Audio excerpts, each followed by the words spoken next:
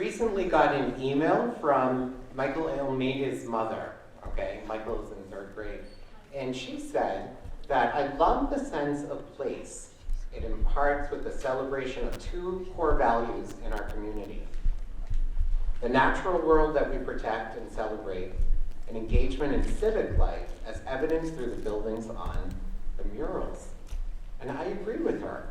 So we're celebrating both the natural world and also what's important to us here in the town of Westford. And now we're so excited to have them here in our cafeteria forever, and we'll be able to see the work that you did.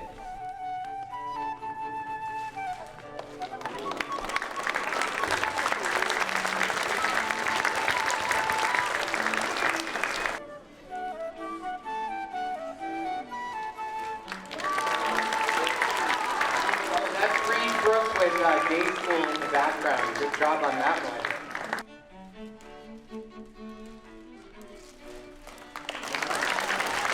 There's our town common.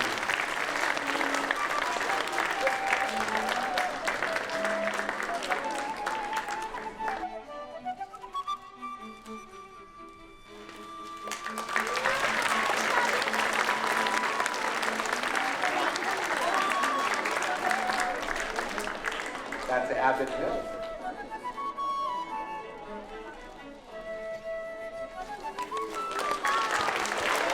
That's a Stonehouse Bridge.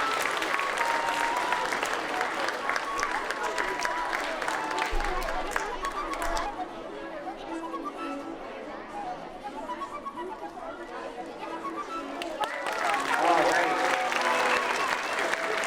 Everybody in Ski Club knows that one. There's no show but.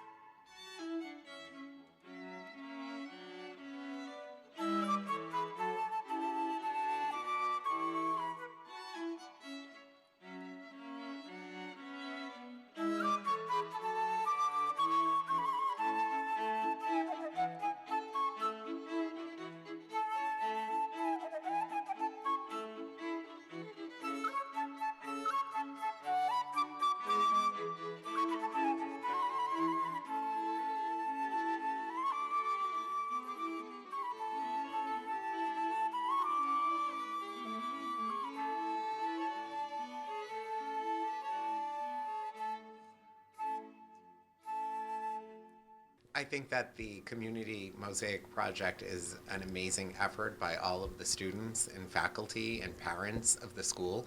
It was great to have everybody come together to do such an amazing project that represents the efforts of so many people. And it's a representation of learning as well.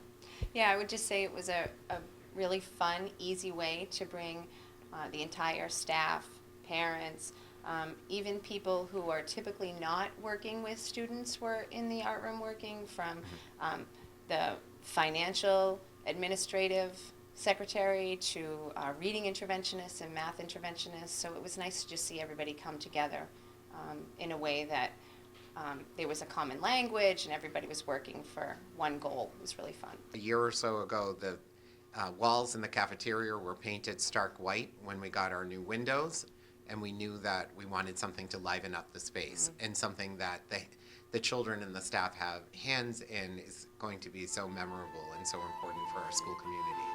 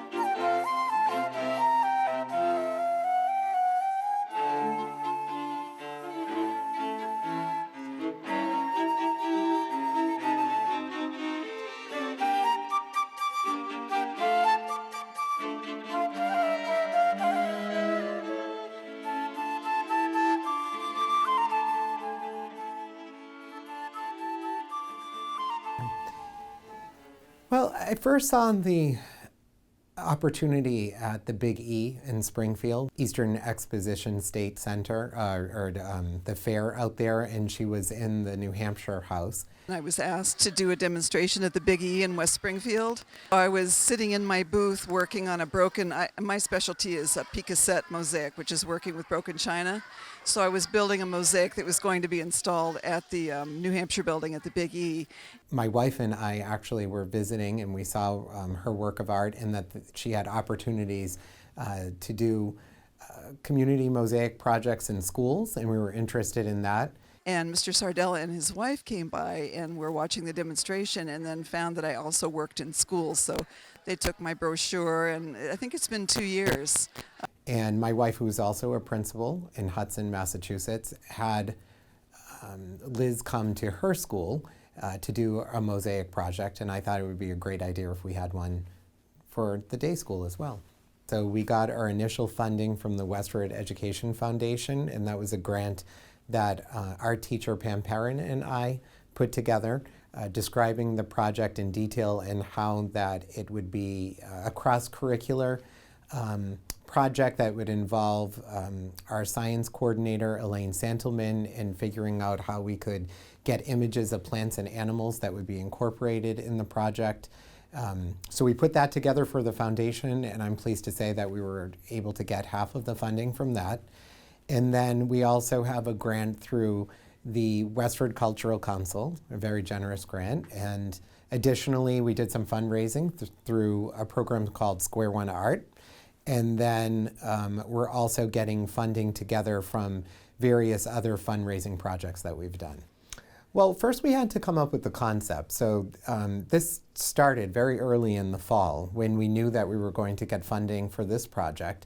And we decided that we wanted to make sure that it was something that would feature the Westford landmarks as well as plants and animals that are in Westford as well.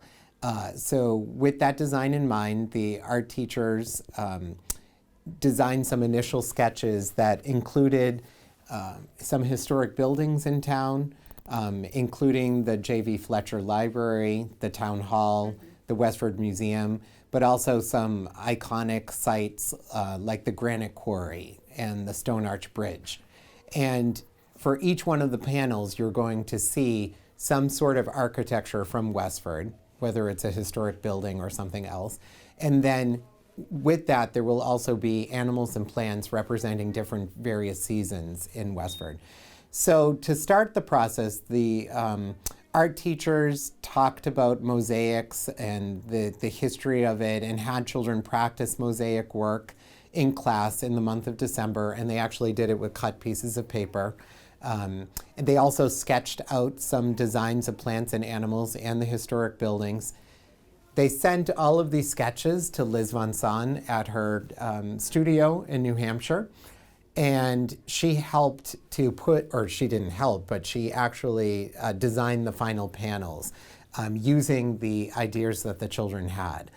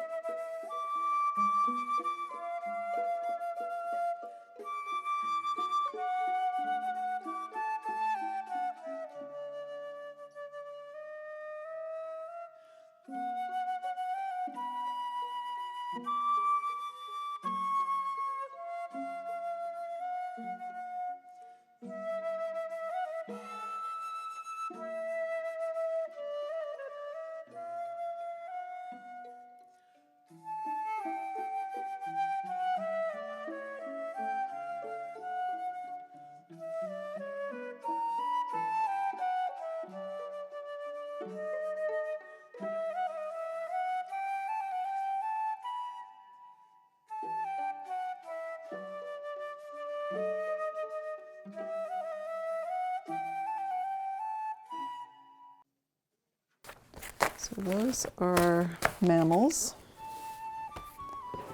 These are all different kinds of birds, including ducks, waterfowl. These are owls, which are wonderful.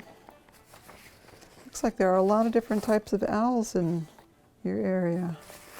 Great horned owls, barred owls. Definitely include some owls. And a lot of turtles. These are turtles from underneath, I think. It looks like the bottoms of the shell, so this person was able to look at the underside of the shell. Dragonflies. Wow, there's a lot of details. Honeybees. Honeybees, those are important. We need to help our honeybees. More dragonflies. Another honeybee. We absolutely have some dragonflies. Yeah, these may be the 3 buildings that were chosen.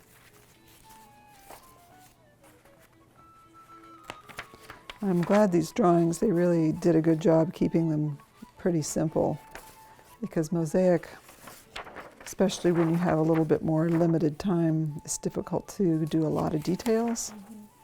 The buildings, yeah, all 3 buildings are going on one panel. Oh, okay. Yeah, so they'll be surrounded by their habitat. There'll be animals there, because animals are all around us, even on your town common. You know, there'll be birds and squirrels and chipmunks and maybe a raccoon or 2, I don't know. But yeah, we live amongst the animals. They were here first. The day school, well, every school is unique. You know, it's got their student body. It has the history of their school, the history of their town, their unique environment, the beautiful things and features in their town. And when I started working with the art teacher and some of the other people who were involved in it, I came to understand that it was going to be really important to the school to represent some of the beautiful features of their town, such as the stone arch bridge and the beautiful antique historic buildings on the town common, as well as, I believe, Nashua Mountain is involved. Some of the local, there's a mill building, and there's water features there. There's a pond and a stream, so a lot of the natural beauty of the area, as well as the historic features. And also included in that will be animals, insects, so a lot of the natural world in conjunction with some of the beautiful buildings. Yeah, the process is the same no matter what I'm working on. So in this instance, what's important to me with these projects is that it's very recognizable that the kids have contributed the artwork for it. My job with this process is to take the children's drawings, which have been sent to me. Our teachers were working with their students, focusing different grades, focused on different subject matters. So I believe the youngest students were contributing the historic buildings. The older students were doing the plants and flowers as well as the animals. So the process for me is to collect all of the drawings and go through all of them and choose the drawings that I feel will work best as mosaics. So I'll take that student's artwork and reproduce it, literally draw it directly on the substrate panel that they'll be putting the mosaic pieces on. So I prepare the panel by priming it with a primer, and then I draw directly onto the panel the children's artwork. So it will very much look like the kids' artwork, but I come up with the composition for each of the panels and decide how all the panels will look overall. In this instance, there are 6 panels for this project, so it's quite an undertaking to incorporate hundreds of drawings and try to include as much as I can. But because all the students are working on all the panels, I feel like everyone has a piece of it, regardless of whether or not their drawings are chosen. So the very first day, I do something called the Interactive Gallery, which is a chance for the students and anyone else who's attending to learn a brief history of the art of mosaics. We sort of go from ancient Sumerian right up to contemporary times, and I have examples of all of those, physical examples, as well as a slide presentation that everyone can look at. Then the students generally, or there's a question and answer period, so we can talk about it. Then I introduce our project and what that's going to be like and the materials and tools that are associated with that. At the very end of the interactive gallery, all the students will come up and actually look at all of the materials and handle the tools and have a chance to be really hands-on with it. That's the first day, and then the interactive gallery today was very informative for the students. Ms. Evans and I had given them a brief background introduction to what a mosaic is, but today they had more hands-on time to, they saw images and then they got to see actual mosaics that matched what the images were. And I could feel their enthusiasm as they were watching this and seeing that they are going to be actually creating one of these, because until this point it was all hypothetical to them, like, all right, so we're going to do this, but how are we going to do it? And I know that I didn't have the specifics until today, and then watching the interactive gallery, I think they now know specifically what their role is going to be in creating the art.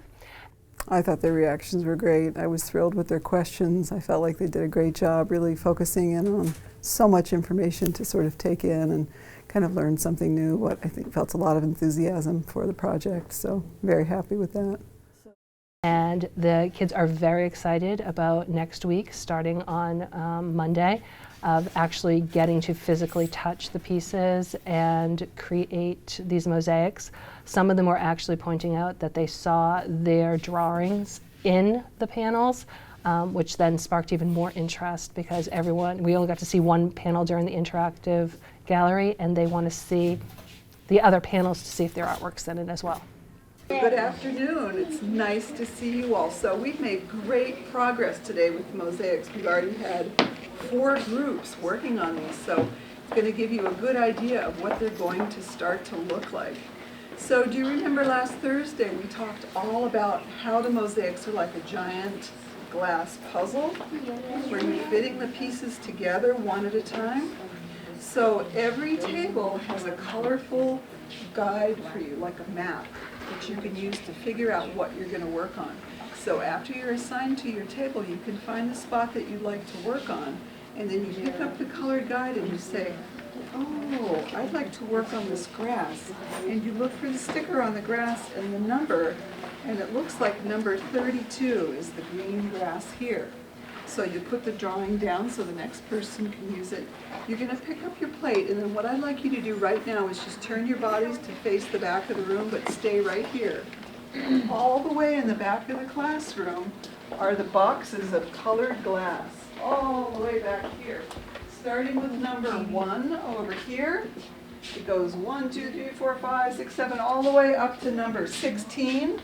And then we come around the corner, number 17, goes all the way across, 23, 28 to number 32.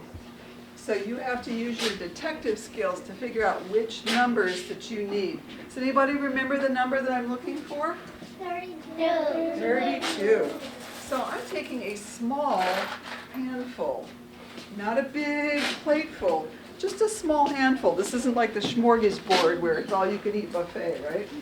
What I've done is I'm looking at number 32 and I'm looking at the drawing and I'm seeing this is green grass. So I'm going to pick my piece of glass, and I have a big open area to work with. So I know that I could use straight edges and I could outline this just using pieces of glass. So I might start like that. I like the way that looks. So the next thing I'm going to do is take my glue bottle, take the red cap off, and put it in this bowl that says caps. Okay, so they don't get lost, because they're really teeny and they get lost easily. This is not clogged, so I know that I can use it. I'm going to pick my glass up, and I'm just going to put a couple of drops. 1, 2, 3. I'm going to stop squeezing, and then I'm going to spread it with the nozzle, just like that. So the whole back is covered. Can you see how much glue there is? It's not dripping off, is it? No, it's just enough to cover the back. So I'm going to put it back down. I'm just going to give it a little push. It's going to wiggle around a little bit because it's a little bit slippery. In a couple of minutes that won't move anymore, so I know it's going to stay. I'll take my next piece that I've already fitted, so you always want to fit it first, and cover the back with a little bit of glue. Okay, next piece. And I'm just going to go right along the edge and fill in this whole thing. Then the next thing I could do is come back and do the second row and just keep working in rows until it's all filled in. The other thing that you can do is, say I want to put a piece like this, you can also put glue right on the board, especially if it's a small piece and you're working with a lot of detail. So I'm just going to put some on and spread it around. And then I'm going to stick the piece down like that. That's fine to do too. Now if you're working on a smaller area, say like Mrs. Turtle, see how she's got a lot of teeny pieces? Am I going to take a great big piece like this? No. No. What do I want to use when I'm working in a small area? Small pieces. Tiny pieces. You guys remember that? Remember the giraffe from Thursday? Lots of little pieces to fill in the turtle's head. So I know that's a different color. I'm not going to do anything with that now. Good. What's the first thing we do when we get to the cutting station? Put on the glasses. Thank you. Put on the safety glasses. If you already have glasses on, you don't have to put them on, but you can if you'd like to, okay? So you want to put on the safety glasses. Now, if you're cutting glass and you're right-handed, you're going to hold it with the blades facing your left hand. If you're left-handed, flip them over so the blades are facing your right hand. So right-handed, left-handed. Hold it towards the back of the tool here. I'm going to take a piece of glass. Now, one thing that you might have noticed is that there are Sharpies on your table if you need to mark the glass.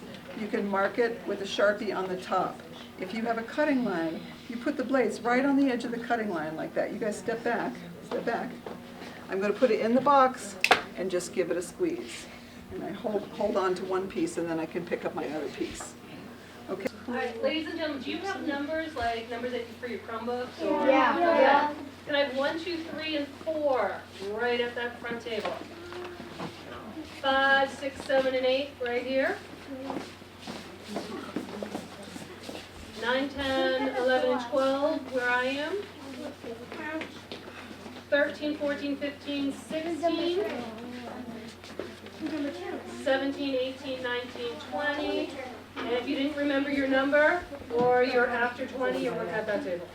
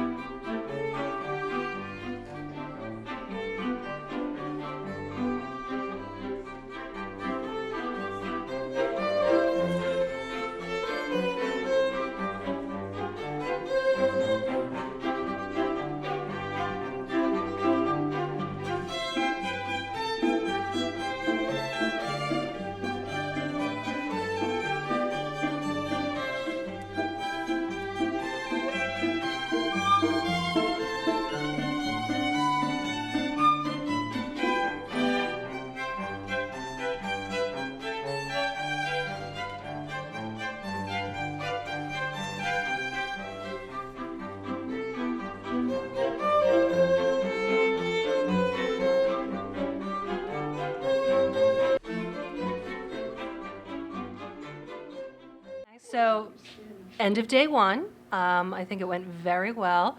The kids were very excited about what was happening in the classroom. It becomes kind of meditative, and they begin to show ownership of the section they're working in. And they can't wait to come back. And they're asking when they're coming back the next time so that they know. And we actually did have one class that came twice today. and they were astonished to see how much work got done between the first block they came and the fourth block when they came again. So, yeah, this process is great, and they've really enjoyed it.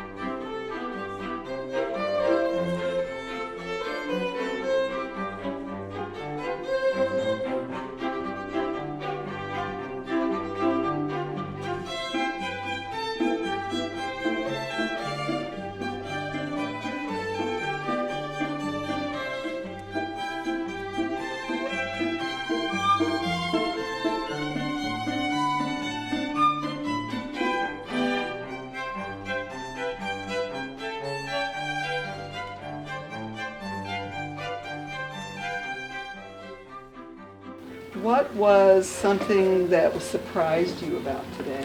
Something that surprised you didn't expect? Anything that you, yep, A lot of pieces fit together. the pieces did fit together, yeah. It's not that hard when you think about it. How about something that was challenging? We need to like cut the right amount of edges just to make it fit. Find the perfect piece. How about something that was super fun? Like being happy when you get the right amount of it. Putting the glass together. Seeing the picture all come together. Cutting the glass. So you had fun using the tools? Yeah. Yeah, that's super fun. We're going to stop for now because we have to get ready for the last group to come in, but I just want to say thank you so much. And let's say thank you to the volunteers. And the kids have been just so ready to go and unafraid of trying, and that's really important to, we try to foster creativity and don't be afraid to make mistakes. We're gonna get through this together, and team building, and I think this was a great example of how that can work in a really beautiful way. We were actually talking about how we Right. weren't really sure how the kids would respond, because you never really know how something like this is going to go over, and how much fun it's been to listen to them, and how invested they've been in doing a good job and recognizing the different scenes around Westford. Really focused. They really seem very excited and positive about it, and looking forward to seeing it in the cafeteria. Right. So that's been neat. And I would say that the enthusiasm is spontaneous. I haven't had to ask them how it's going. No. They talk about how great it is. They wish that they could come back more than 2 times. And getting really positive feedback from the parents too. I think they're really overwhelmed at how successful this has been. I don't know if they were able to conceive it before they actually participated I know in the I project. wasn't. I was not able to conceive what this would, even though we had several conversations about it. In my wildest imagination, I didn't think it was going to be this amazing. For me, it's definitely beyond my imagination. I didn't realize that, not being in, on the ground floor of this coming in, I didn't realize how the artist in residence was going to take the artwork from the students and use it to make these large scenes. So it's really been fascinating. And I had some conception, obviously, being from the ground up, and seeing the work initially at the Big E and going on the website, seeing the different mosaics that had been done in other elementary schools in New Hampshire and Vermont and here in Massachusetts. So I had some thought of what it was going to be, And I had this vision of the 6 panels in the cafeteria because I think that's a common meeting space, and they'll see them all the time when they're eating lunch or watching performances. But having said that, I don't know if I was prepared to see what I see today. So we're going to be using the sanded grout today, and we're going to be filling in all the cracks of the mosaic with the grout. Grout is a cement-like material. It's a little bit different than concrete or cement. It's a little bit finer. It's meant to go into the cracks like, you know, it has the sand in it. It helps hold it together. Like that. So when you're going over the mirror, we just want to be careful not to rub the mirror too much because we don't want to scratch it with the sand. And these bricks are going to be a little challenging for us to clean, so we're going to have to work at those. But otherwise, I think we'll be good. So the grouting is a process that really finishes the mosaics. This is kind of like putting icing on cupcakes. And it feels kind of funny at first, just see what I mean? I'll just show you what we're doing. So I take a handful, I put it right on the panel, and then I want to kind of protect the edges of it. We're trying to keep it on the panel and keep it from going off the sides. So keep your edges and then work your way out. As soon as you get your grout, you can go ahead and start working on it. Eventually, we're all going to connect.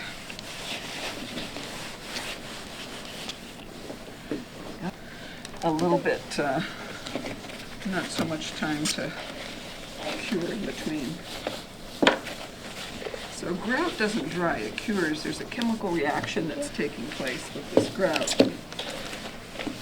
So it starts to bond with itself. It has something called polymer added to it, which is like a plastic. And that's what gives it its flexibility. So if we were using this outside, if we had freeze and thaw cycles, it would flex with the freeze and thaw. So I'm noticing a couple of areas where there seems to be, you know, some grout sort of sitting in the big areas here. We definitely want to get in there and uncover those pieces. Right? So we want to uncover every piece that you guys put on here to really make sure we get it all. I guess we could go ahead and do another polish. Let's work on that again. So this time the sand is really going to start to separate from the grout. And you'll notice that it's really going to help you polish. So see what I did just here on the roof? It's starting to really polish it already. Okay, let's swing our partners. Do-si-do. Three faces. You really have to work on that We're doing the mosaic dance. part. I know, right? Am I pretty clean now?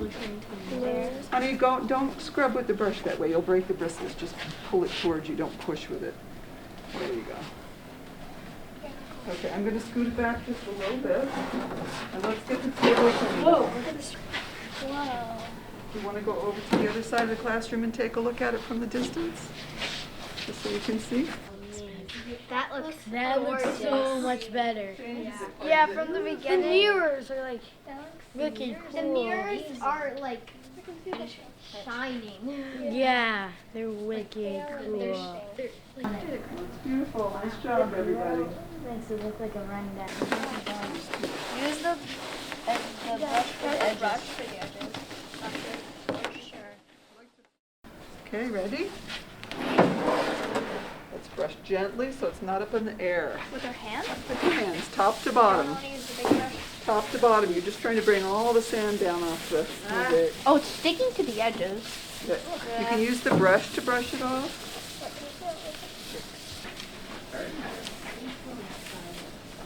There's a lot. Nice job. We like to try to get all the extra grout off of there because when I go to paint the frames, I don't want any grout to get into the paint. The edge of the paper. There you go.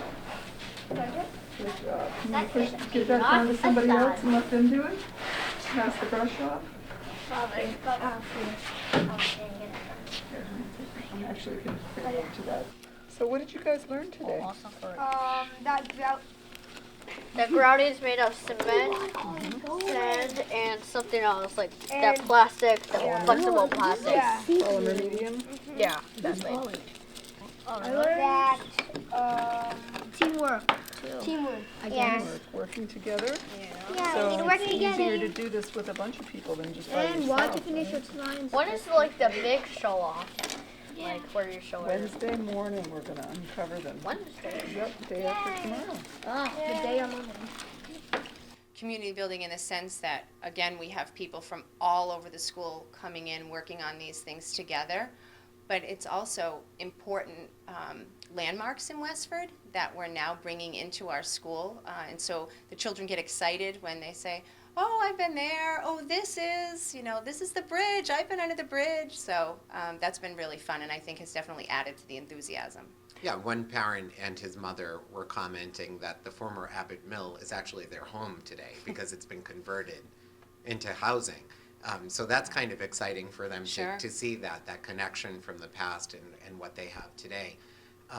But as far as community building, I mean, it's everything from the collaboration with the teachers. As I said at the top, that we collaborated with the 2 art teachers, the science coordinator to bring in that science bit of it, and then the math interventionists that were here Sure. earlier this week were talking about how much math is involved in working in these Mosaic projects, everything from spatial reasoning and patterns, symmetry, and even quantity, and figuring out how they're going to put together the different pictures with the various tiles.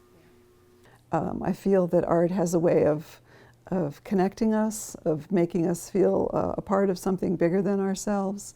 And in this instance, I believe that the mosaic making is really a metaphor for that, where we take separate pieces representing each of us and put them together as a group and come out with something very different on the end. So without your pieces, it's not completed. So each piece matters, each person matters. It's essential that everyone adds their pieces to be a part of it. And in the end, we have such a sense of completion and satisfaction because we've all contributed to it. And the students unfailingly look at these mosaics and feel so proud to be a part of it. And I think it captures individuals who sometimes feel left out in other situations, who might not be able to participate as well, say in sports or excelling in a subject like math or even music. But this is a process that anyone can do. The students with different abilities can work on it. I've never had anyone not able to do this, so I think that inclusive piece is so important. You really feel a part of things, and that's really why I do this. It's, for me, about building community. It's colorful and it's bright and it's inviting, but it also shows the students' world. Again, that's why we really wanted to highlight the wildlife, but I think it's kind of cool, like every little piece that's put down is put down by someone in the school community, and just to see the hand at work so immediately, it's pretty incredible. It's like all the little pieces are like all the little people coming together and making this one beautiful artwork. I think what's moving for me over and over again, and it happened at the Alburn School, but has happened in every school that I have been to, are 2 things. Students will say, I can't believe I did this.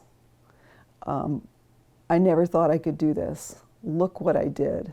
I made that. And so much pride.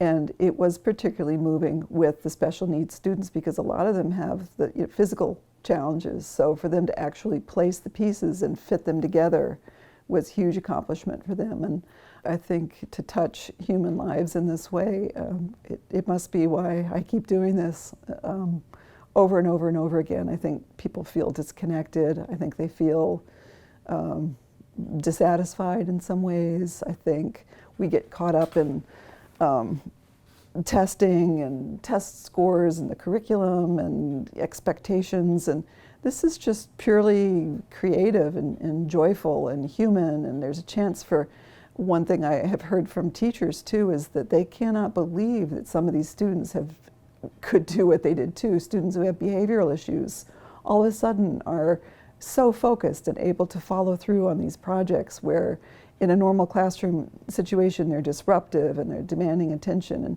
here they can do this and feel proud of it, and that's huge to me. I hope I can do this for a long, long time. Let us speak. Using recycled stained glass, china, and cast-off objects, we attach the pieces to a substrate, later filling in the cracks with grout. As a group or individually, We create a whole from that which was a part. We realize our relationship to the whole.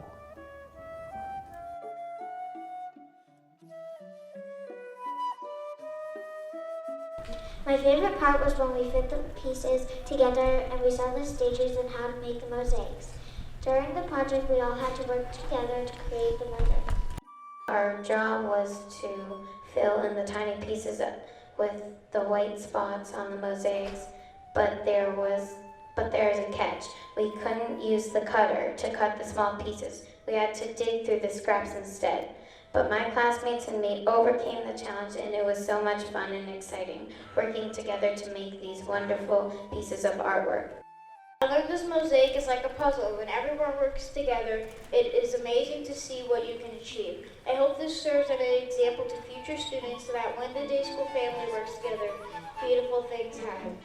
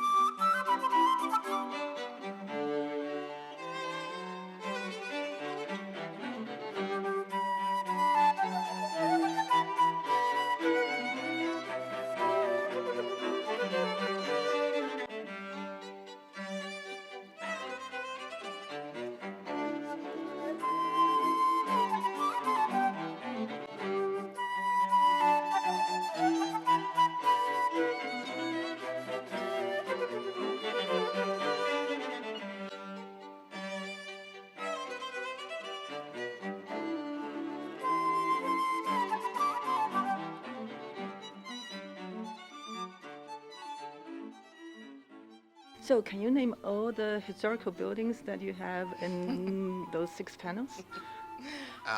Yeah, I think I probably can try. So there's Fletcher Memorial Library. There's the town hall, the museum, Abbott Mills, the quarry, Reed Brook, which is of course right here by our school, and Neshoba Mountain. Great. Local floras and faunas? Oh, name them as Yeah. well? Oh, I can definitely not do that. Well, I don't know if I can name all be of them, able to. but there, I mean, I can think of some of the favorites that I've seen. We have various fish and deer and the dragonfly, the beaver, Yes, there's a beautiful owl. raccoon, Yeah. birds, various birds, woodpeckers. I Your think of ladybug. robin. My ladybug, Your right? ladybug, I yes. did. Great. So definitely this project is a huge contributor to make the day school unique. What other project that you could think of that could contribute to that? Oh, how about One Book, One School? Sure. We're starting a program here coming up really soon. We're just kind of building the excitement around it now, where everybody in the school, all staff, all students are going to be reading the same book. We have some exciting activities planned around, set for different points in the book. So that's another way that we're sort of bringing everybody together. This is everybody from people who are working in our cafeteria to the custodians, the principals, the classroom teachers, the students, and hopefully their families. We're really excited about that. And it's kind of amazing now that I think about it. That's community building as well. Sure. Yep.